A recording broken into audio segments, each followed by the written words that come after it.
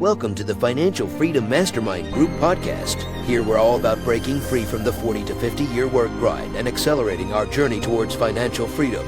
Join us every Wednesday at 7 p.m. Eastern as we explore different types of investments that can fast track your path to financial independence. We serve as a hub for connecting with fellow members during our sessions so you can share successes, ask questions, and keep the momentum going. Good evening, everyone. This is Niyi Adewale, host of the Ekabo Home Financial Freedom Mastermind podcast. And tonight is for those who are building wealth, chasing freedom, and refusing to let their mindset be the thing that slows them down. Because today we're joined by Paul Salter, and Paul is a mindset and performance coach, a hypnotherapist, and the guy known as the Golf Hypnotherapist. He's actually helped athletes and entrepreneurs rewire their beliefs and push past the imposter syndrome to break through invisible barriers. And so, Paul, we're excited to have you here, man. Nee, it's my pleasure. Love the energy already. Excited for this. Hey, come on now. And I have to ask, right? When people walk up to you and they're like, hey, what do you do?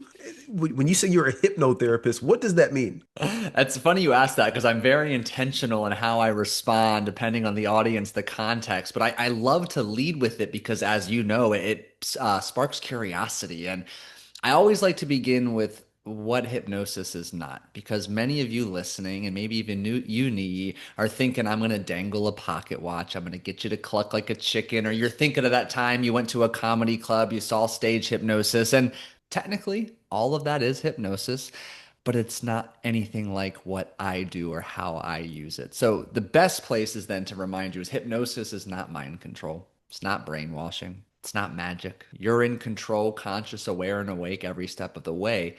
It's actually a natural state of mind. And most people don't understand that. Hypnosis is just a word to describe when your brain is producing a specific type of, brainwave. And that's known as a theta brainwave. And that's the sweet spot between slight relaxation and deep sleep. And when we are in that state of mind, which is the same state of mind you're in the moment you transition from sleeping to waking, when you're caught up in a good book, in flow, listening to this podcast, or immersed deeply on a work project you love, there's a really golden opportunity to capitalize on the hypnotic state when you go there intentionally. So two big benefits happen, Nee, and then I'll put it back in your court. But number one, every single one of you listening right now, you're ambitious. You've got your sights set on next level success. You also have that pain in the butt, harsh inner critic with its judgmental comments in the background too. So when we go into that hypnotic state intentionally, we silence that pain in the butt, quiet all of that noise and negativity. And then second, we connect directly with your subconscious mind. The reason this is so valuable is 95% of what you and I do every day is influenced by our subconscious mind.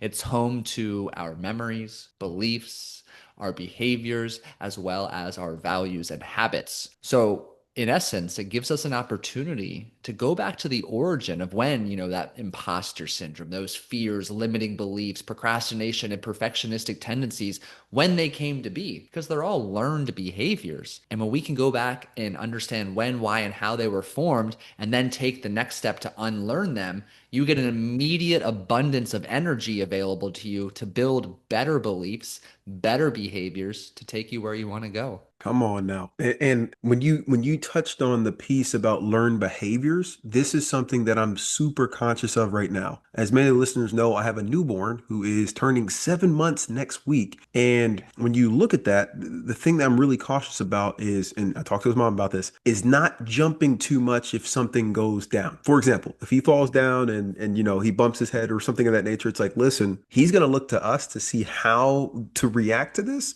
And if we're calm and relaxed, he's going to be fine. If we freak out, he's going to start crying and all these things. And that's learned behavior. Like, hey, I should be doing this. And so I think you're spot on. Like unlearning some of the things that are holding you back can truly help you unlock just much higher level. Well said. 2 points. One, congratulations. That's exciting. 7 months. Yeah, I've got a 14-month-old at home, so Hey, I'm come a on couple now. steps ahead of you. Yeah. But you're so right. I am more intentional in how I speak to him and speak to myself than I've ever been before, constantly just filling his ears with love, positivity, confidence, affirmation. So I love that you're doing that as well. And then second, you said a really important word, should. And for anybody listening, and you ever catch yourself in that stream of self-talk saying, well, I should do this, or it should be done this way, take a step back. Why? Where did you learn that? You know, what's really fascinating is researchers estimate 95% of our core belief system is formed by the age of 7. You have no say in your belief system. You do, however, have a responsibility to unlearn the beliefs that aren't serving you so you can shine your light as brightly as possible and share your gift with the world. Absolutely. 100% agree. And it's one of those things where as we get older, you start to realize like where some of these things came from that you do, even like the daily activities. And it's like, hey, I can stop this if I want to, and I probably will, right? And so Yeah. a question for you, when did you start going down this path? Was this always something that you were interested in? Or what was that light bulb moment that made you realize, hey, for a lot of people, it's the mindset, not strategy, and how can I help people with that mindset? It's an interesting story. So I was a multi-sport athlete growing up, but I had a very late growth spurt. So as a 14-year-old freshman in high school, I'm still like 5'3", 100, 110 pounds. All of my peers are bigger, stronger, faster, and I'm very competitive, but I am struggling to keep up with everybody else. They're just that much bigger. So I fell in love with the weight room. Fantastic. My mom, imprinted some healthy eating behaviors on us. Fantastic. But I was always fascinated by, why is Tiger Woods, Kobe Bryant, Michael Jordan, Roger Federer, why are they all so much better than their peers, yet they practice and train roughly the same amount of time. So from a very early age, I had that curiosity rooted in what I later learned was performance psychology, the why behind what drove people to be outstanding, great, elite performers, athletically or professionally. And honestly, it started there and it served as a catalyst my entire coaching career. It's been 17 years now. I started in the nutrition space, actually. Thank you, Mom, for that. Surrounding myself with college, professional, and Olympic athletes, and of course, helping them with their nutrition, selfishly sitting back and just observing how they carried themselves, how they talked about themselves. And I learned very quickly that everybody knows how to eat healthy. If they don't, Google ChatGPT easily answers a couple of questions in a matter of milliseconds. It's the application consistently where everyone gets into trouble. And that's not a knowledge problem, it's a mindset problem, it's an emotional problem. And as I unlocked that with my clients and furthered my own growth and development, things just continue to click and to fall into place. Absolutely. No. And to that point, right? For those of us who are newer to this, because when you talk about mindset and even hiring coaching, right? Coaching in general, this is something that I've come around to from a business standpoint. I was an athlete too in college. I played football and we had coaches for everything, right? But then you get out of that, you get in the business world and you're just like, oh yeah, I'm just supposed to know this stuff. It's like, no, you actually should hire coaches because they're going to help with their experience accelerate you a lot quicker and put you through a lot less turmoil. And so for those that are still trying to come around to that, what is a simple first step that they can take to start to understand the benefits of this and start to realize it? Well, first, I just want to echo what you share. I'm a big proponent of asking for help accelerates results, period. And I go two ways with my answer. I promise I'll get back to the short, low hanging fruit action step. But there's a big difference between being committed to a goal versus being interested in a goal. Far too many people think they're committed when they're actually, in all honesty, interested. It's energetically different. How you show up, talk about it, be about it, take action about it. I joke all the time. There's a period in my life where I was interested in learning Spanish, playing more pickleball, doing more of this. I played pickleball like once in a 6-month period of time. I barely dabbled in Spanish. Whereas I was committed to writing a book. And guess what? Every day for 500 words or 60 minutes, I wrote my book every single freaking day. There's a big difference in committed and interested. But when you realize what you're committed in, you want it so badly, it helps to surrender your ego, to let go of the stubbornness, to ask for help. So the low-hanging fruit here and your action step for you listening right now is to be very honest with yourself. What do you want? And are you committed to that or are you interested? Because commitment demands all of you. And a worthy pursuit comes with an abundance of expected and unexpected challenges. Will you show up when you don't feel like it? And will you persevere? And having a coach in your corner accelerates or time collapses the timeline to achievement. Yes, and that commitment piece is huge, right? Because you don't have to commit to everything. And honestly, it helps if you Bingo. commit to to less things that you can actually remember without having to go back and look at a whole document, right? Yes. And just even one of the things that I started doing just a few years ago was repeating those commitments in the mirror, right? Just in the morning, Love that. once or twice. And it's crazy what you can achieve when you keep something top of mind and you actually go after it. And if you take that little bite every day, like you were doing with the book, right? Of, hey, I'm going to write for 60 minutes, whether I'm inspired or not, right? And or 500 words, right? If you do that and keep swinging that axe at that tree every single day, eventually it's going to fall.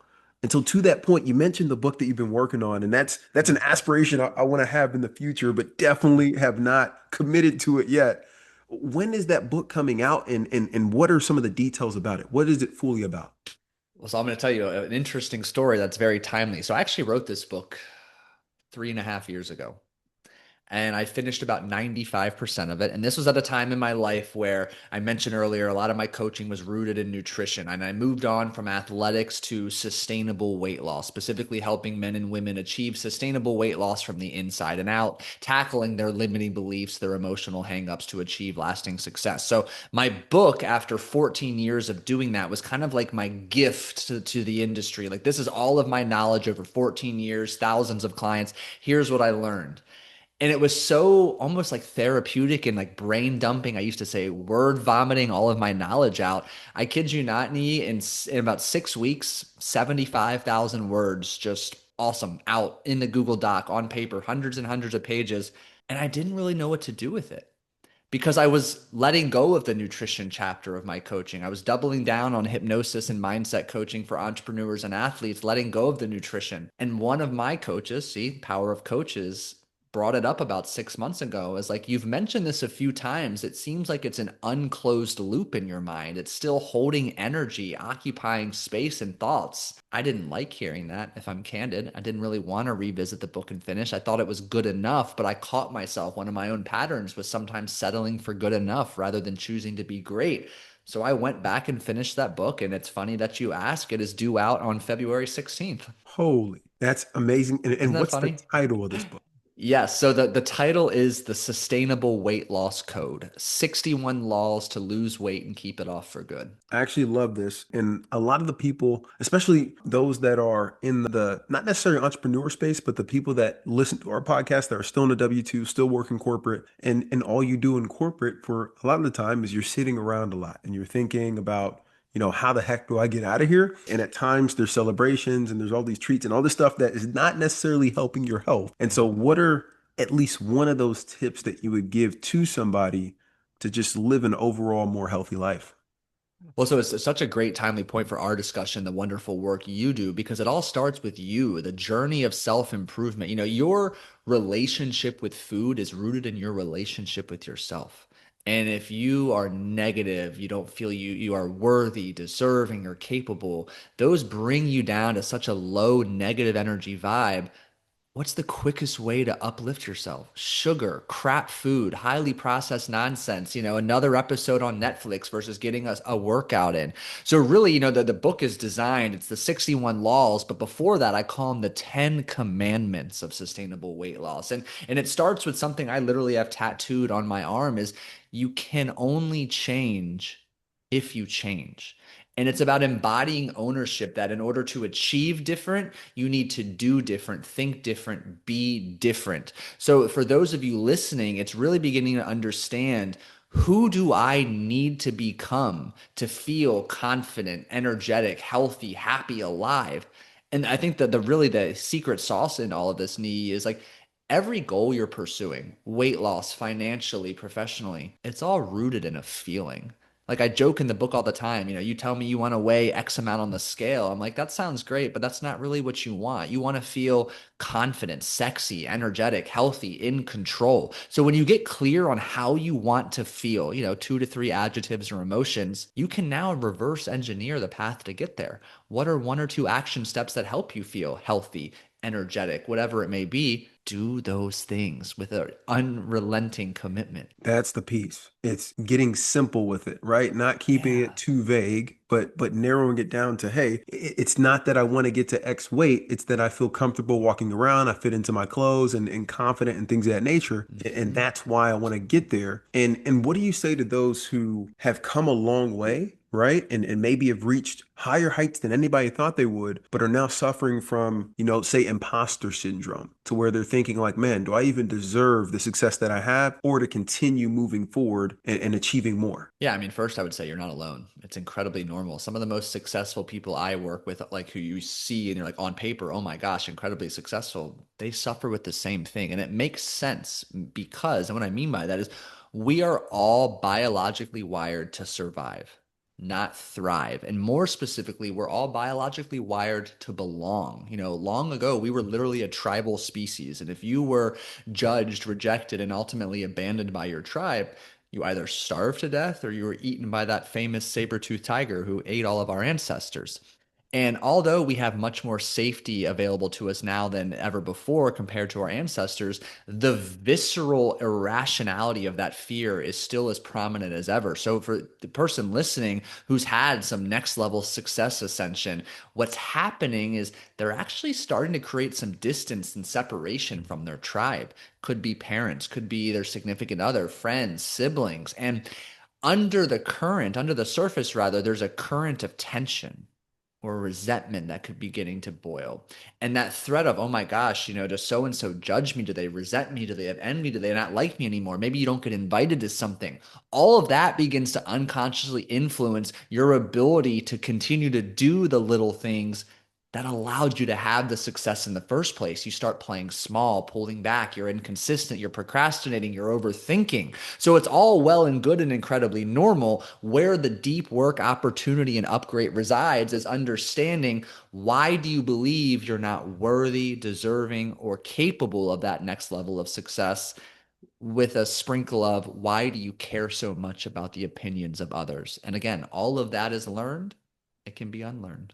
Yes. And part of that learning, and this is probably a bit of a firestorm here, is social media, right? I feel like, and I'm not the only one to say this, social media has made that feeling 10 times more, to where now you're able to Yeah. see some of the other things that other people have, right? Or you can see that, hey, I'm not perfect in this manner. Or these folks who have put together a curated picture or a curated video, right? It's not the actual full story, but now this is starting to affect you. Or on the flip side, actually, I have a team of agents, right? And we're investor friendly realtors, and we cover Georgia, Florida, and we're expanding. And now I'm working through coaching calls with the team to help Mhm. some of our members get more comfortable posting on social media and Mm. realizing like, hey, this is a good way to continue to build. But they're nervous about what you just said. Like, hey, what if somebody doesn't like this, or they put a negative Yeah. comment? And so how do you, I'm going to put this whole social media firestorm at your lap. How do you help people move through that piece in this society? Yeah, so I'm going to get a little bit nuanced here. So I'm going to bring in hypnosis into the equation. Obviously, I'm biased. I'm a hypnotherapist. Hypnosis changed my life, which is why I evolved and acquired this tool. But specifically here, we go to this. This is actually very common with realtors. I deal with this a lot. I work with a lot of real estate agents. The posting on social media, they know the visibility is so valuable, because visibility, it builds credibility. Credibility, it leads to profitability. So they know it's something they need to do. And listen carefully here, when you know what to do to achieve success and you're not doing it, again, it's not an information problem, it's a mindset problem. So here we need to get really clear, and we'll run with this example. If I'm opening my phone, I know I need to post, I got to film that reel or that video, whatever it is, and I'm feeling anxious, I'm feeling tense, tight, shallow breath. It's so overwhelming for me. That's phenomenal data for me as the coach, because I can use that. I leverage that. And what I mean by that is I start in that hypnotic state, having that individual go back. Take me back to the last time you felt that way. What's the next time you felt that way? And what happens is inevitably we can get back to one of, if not the first moment in memory they have ever feeling that same tension, tightness, and anxiety about putting themselves out there. And candidly, very often it's, that 7-year-old having to give a presentation in front of classmates, and maybe they stumbled, maybe they mispronounced something and they laughed at them. The teacher didn't help them. They felt embarrassed. They felt judged, and they learned and internalized the belief it's not safe to speak up or stand out in front of other people. And they carried that speaking related anxiety their whole life. And it shows up in the big picture, team meetings, speaking engagements, or posting on social media. So we can go to that moment, we can release that, provide perspectives, unlearn it, take that energy to build a deep sense of safety speaking in similar situations moving forward. Come on now. Getting right to the root cause, right? Not Bingo. treating the symptoms. Yeah, that's what so many people do, because let's be honest, it feels good for the moment. But I often say it's like putting a band-aid over a bullet wound. Man, I mean, it might stop the bleeding for a minute or two, but it's not doing anything to the bullet wound itself. This is true. This is true. And I know you do a lot of one-on-one coaching. Do you do one to many? And I'm asking selfishly because I'm starting to invest a bit with the team. We actually have Yeah, like some training coming up at the end of this week where we're doing like yeah. a teams flying out from Chicago and doing presentation class all day with them. But do you do any one to many trainings on this piece? Yeah, exactly that. I do. I lead a lot of workshops, keynote speaking. Actually, just was it weird? Oh, I guess we're in February now, but in December, I did 3 different workshops to a group of real estate investors, brokers, and agents. And it's, curated to whatever their specific challenges, working with their team lead and executive team to deliver just that, whatever their biggest bottleneck and frustration is collectively. How can we help on an individual and then ultimately a team level? And if people want to come to you for that service, how do they get in contact with you? And then also with the book launching literally in a week and a couple Yeah, days, how are we going crazy. to get a hold of that?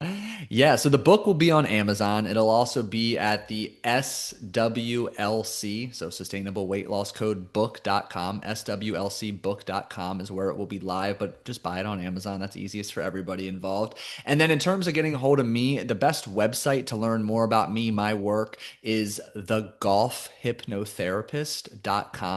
I know it may create confusion. I work with plenty of non-golfers. Happens just to be where I've niched on the internet these days. Or even simpler, Paul at unstuckyourselfmindset.com. And Paul, I wanted to get that info out there before kind of taking us off the rails. So, golf, let's dive into this, right?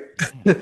Can you take a non-golfer, right, which is i.e. me, because we are during the pandemic, I tried to pick up two sports, right? I was used to Okay. playing like, pick up basketball, which you couldn't do, or flag Yeah. football, which you couldn't do as well because it was too close. And I started trying to play tennis and golf. Okay. I settled on tennis because I still love running around. I'm like, okay, my hits are questionable, but golf was one that was super hard to pick up. And once I did even start to get a swing or two in, it gets super frustrating when you miss one of those. And so, how do you help golfers achieve kind of that mental state to be at their best? Well, it's so interesting. Let's use you as a case study for a moment. And I don't know all of the intimate details of your professional, of your collegiate career, but I can imagine you play a sport collegiately. You're driven, you're ambitious, you're incredibly skilled, committed. Your work ethic is second to none, and you excel. If you play at that level, you absolutely excel. And then you come pick up a sport and you're not that good instantly, and there's impatience, there's frustration, there's irritation. What the heck? I'm so good over here. Why isn't it transferring?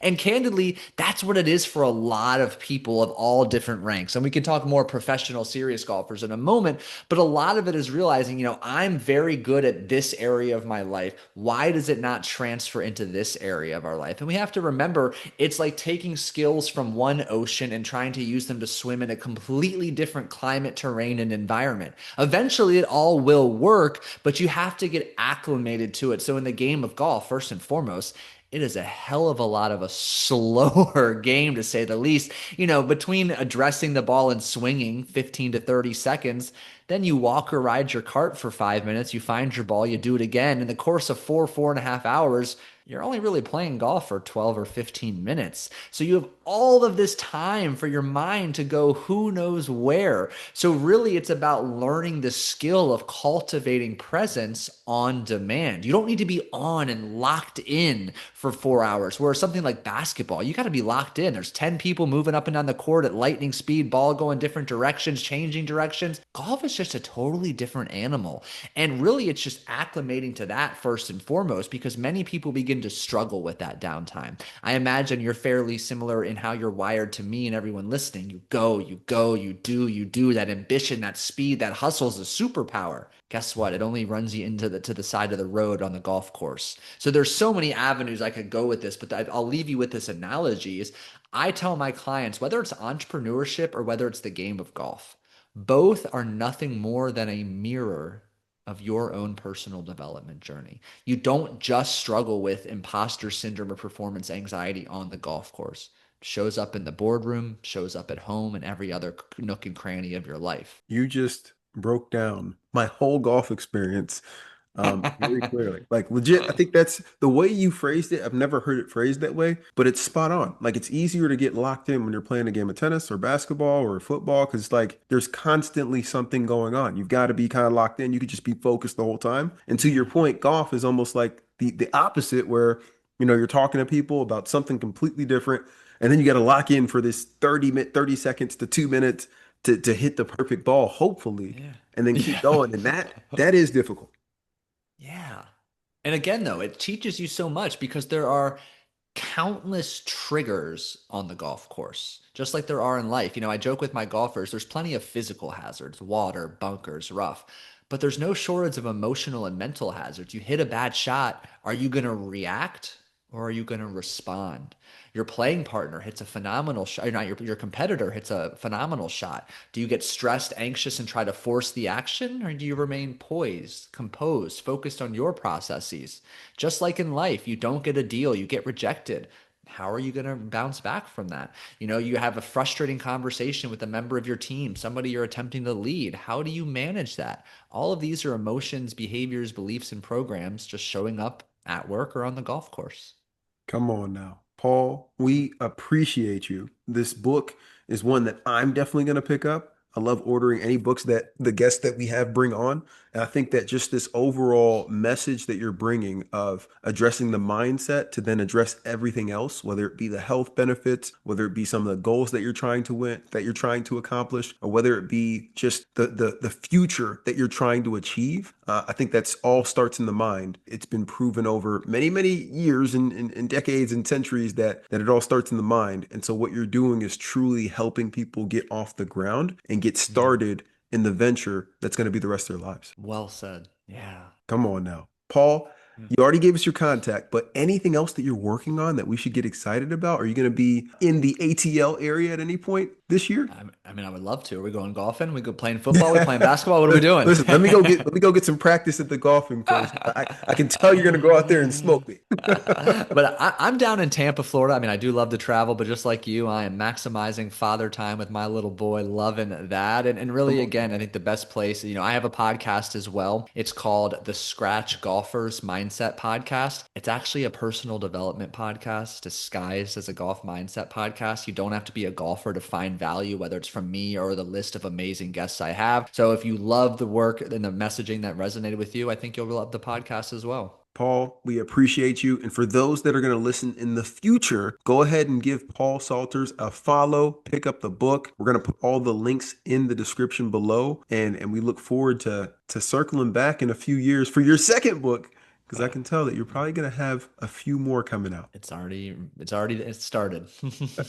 Paul, thank you, man. Hey, thank you, Nii. Join us every Wednesday at 7 p.m. Eastern as we explore different types of investments that can fast track your path to financial independence.